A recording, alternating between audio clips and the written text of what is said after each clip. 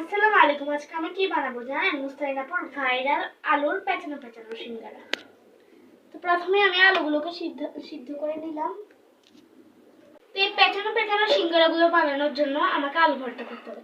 কিন্তু কথা হচ্ছে এই আলু ভর্তাটা আমি পেঁয়াজ মরিচ ছাড়া আলু ভর্তা করবো, শুধু মশলা দিয়ে আলু ভর্তা করবো।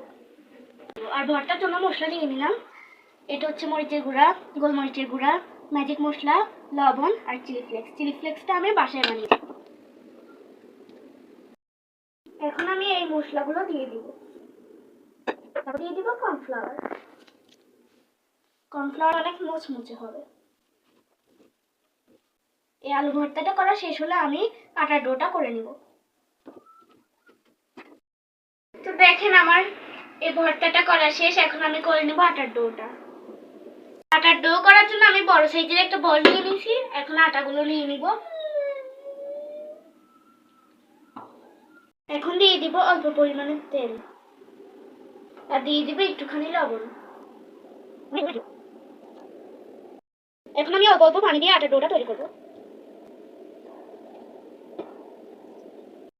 ভিডিওর মাঝখানে একটু বলে রাখি, আপনারা যারা এত সুন্দর 3D একটা শাড়ি নিতে চান, আপনাদের মনে হয়তো প্রশ্ন জাগতে পারে যে আমি এই শাড়িটা কোত্থেকে নিয়েছি।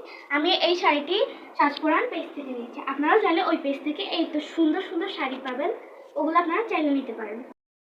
এত সুন্দর বাটারফ্লাই 3D শাড়ির সাথে কিন্তু ব্লাউজ পিসও থাকবে।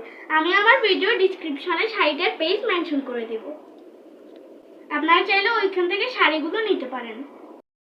তো আমার আটার ডোটা করা শেষ। এখন আমি 3 ভাগ করে নিছি। এগুলোকে রুটি বেলবো, এরপরে যাই নাস্তাটা বানাবো।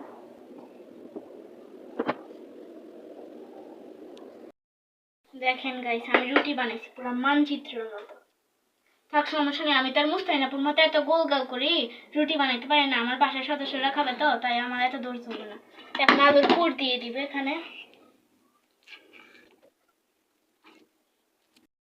আপনারা চাইলে বাসায় এরকম মজাদার রেসিপিগুলো বানিয়ে খাইতে পারবেন, শুধু আমার ভিডিও দেখলে। আমি মজাদার রেসিপি বানাবো আর আপনাদেরকে শিখাবো, বুঝছেন?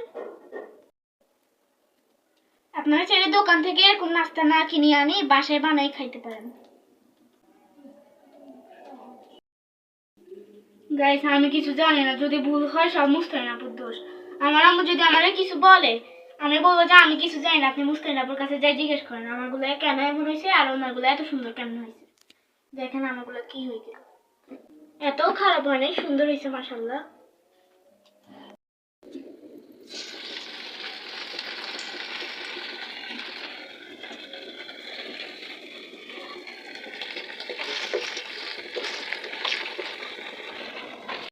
তো দেখেন মুস্তাহিনাপুর ভাইরাল সিঙ্গারাগুলো আমারও বানানো শেষ।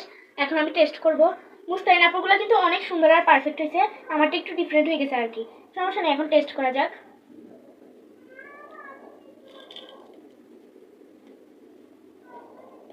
মাশাআল্লাহ, অনেক মজা হয়েছে।